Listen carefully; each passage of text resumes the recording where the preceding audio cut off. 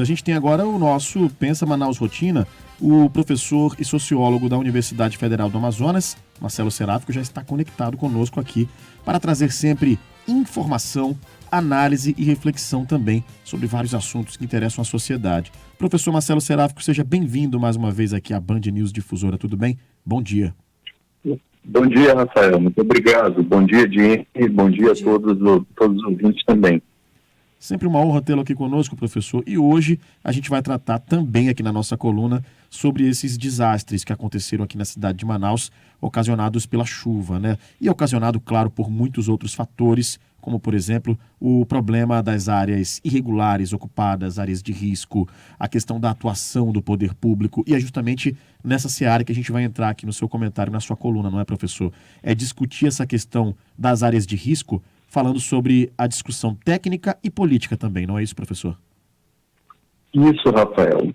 Olha só, há várias questões públicas que suscitam debates em torno de quais são, afinal, os problemas sociais que nós enfrentamos, né?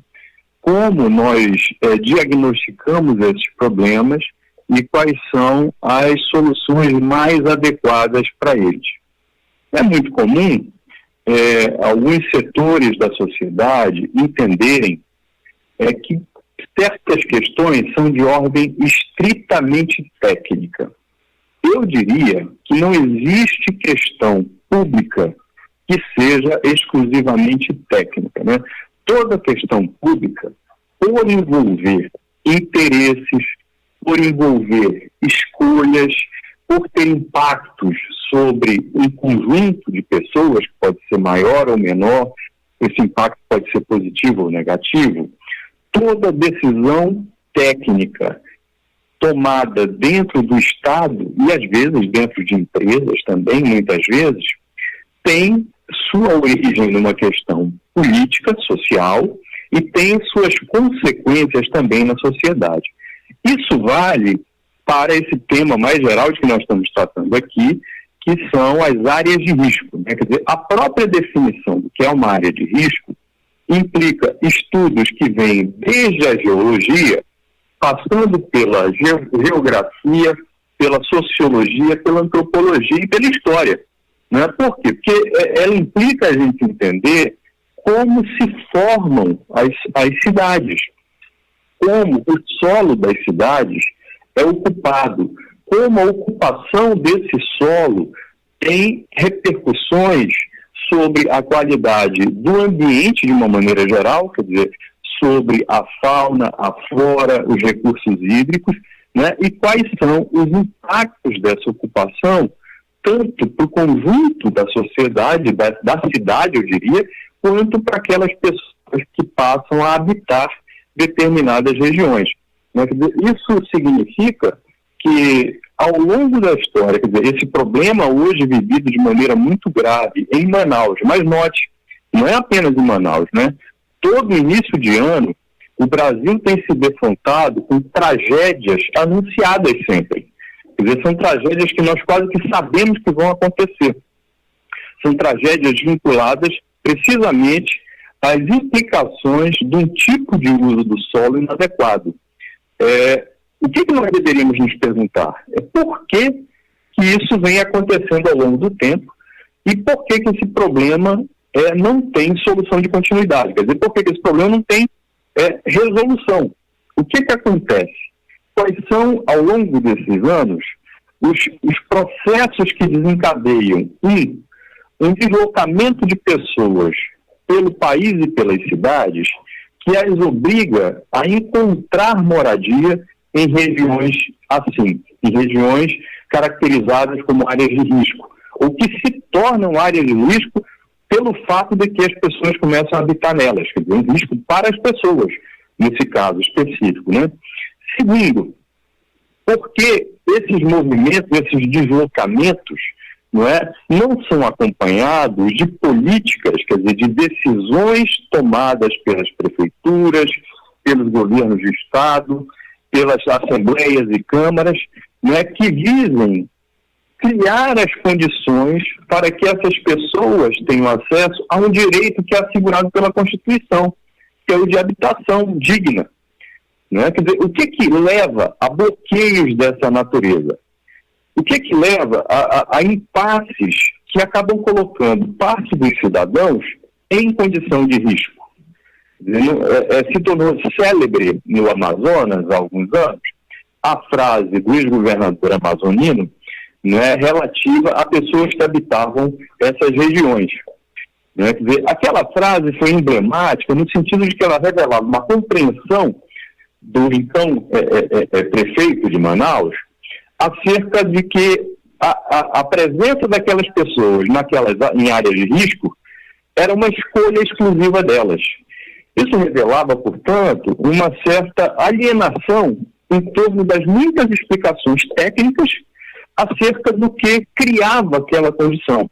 Quer dizer, essa alienação, essa escolha por deixar de lado a interpretação histórica sobre o surgimento de determinados fenômenos e processos, ela tem implicações políticas, porque ela passa a responsabilizar aqueles indivíduos por eles se tornarem vítimas de processos que têm sido cada vez mais graves e intensos decorrentes das mudanças climáticas. Quer dizer, agora, essas chuvas intensas que nós temos experimentado em Manaus, mas em outros lugares do mundo e do Brasil, estão intimamente relacionadas ao Laninha, que é um fenômeno climático global. Né? Quer dizer, essa conexão, então, entre as explicações mais amplas relativas ao clima do planeta, aos processos econômicos e sociais, que implicam deslocamentos de pessoas pelo território nacional, ou pelos territórios, né? Isso se traduz em migração e imigração. E o modo como essas pessoas conseguem, a duras penas, solucionar coisa que era para ser um direito, mas que se torna um problema, que é o da habitação, por exemplo, deveriam nos levar a uma reflexão muito mais aprofundada e responsável, né, sobre quais são, afinal, os diagnósticos que nós temos sobre a realidade e como, diante desses diagnósticos, fazemos escolhas, para que a gente avalie quem são os grandes beneficiários dessas escolhas, por exemplo, no que diz respeito às políticas de urbanização, né, às definições de plano diretor, né, a criação de mecanismos através dos quais as políticas públicas viabilizem e garantam aquilo que a Constituição Federal assegura para todo cidadão, né? E quais são os impasses, afinal, quais são os setores, se é que há e por quê, que se opõem às soluções desses problemas. E como é que muitas vezes esses setores e segmentos dizem que se negam por conta de razão técnica. Né? Eu digo isso pensando, por exemplo, nesse grande debate hoje, que se trava em torno da taxa de juros. Pode parecer que não tem a ver, né? Mas tem a questão técnica e política. Esse grande debate que se trava em torno da taxa de juros no Brasil é um debate que alguns vão dizer que é de natureza estritamente técnica. Né? Eu diria que não, isso é um equívoco. Né? Ele é um debate político, na medida em que ele suscita uma definição acerca de quais são as causas da inflação, a inflação de preços, por exemplo, né, que é uma que tem tomado parte do orçamento das famílias no país, e a inflação de lucros, que é aquela que é assegurada pela alta taxa de juros, aquelas pessoas que dispõem de recursos investidos no mercado financeiro. Quer dizer, a manutenção da taxa de juros alta beneficia certas camadas, e essa discussão precisa ser feita. Por que essas camadas são privilegiadas, né, na definição de políticas públicas, e porque, às vezes, sequer o debate pode ser levado adiante, na medida em que esses grupos dominam setores do próprio Estado. Essa discussão deve ser feita também no que diz respeito à política pública de habitação, por exemplo, a política pública de meio ambiente, porque essas estão intimamente articuladas, né, e nos levam a refletir de uma maneira mais totalizante e não segmentada. Porque a discussão segmentada, digamos assim, ela remete a questões que são mais imediatas, né? Questões emergentes, urgentes. Isso é importante, mas não é suficiente se a gente quer ampliar os nossos horizontes de conquistas sociais, né, e de garantia de direitos. Discussões que continuaremos trazendo aqui para o rádio, aqui na coluna Pensa Rotina com o professor Marcelo Seráfico, reflexões que com certeza precisamos e continuaremos a fazer também. Professor, muito obrigado pela participação aqui no Band News Manaus. Obrigado por mais uma coluna. Até a próxima. Eu que agradeço, Rafael. Bom dia, boa semana a todos.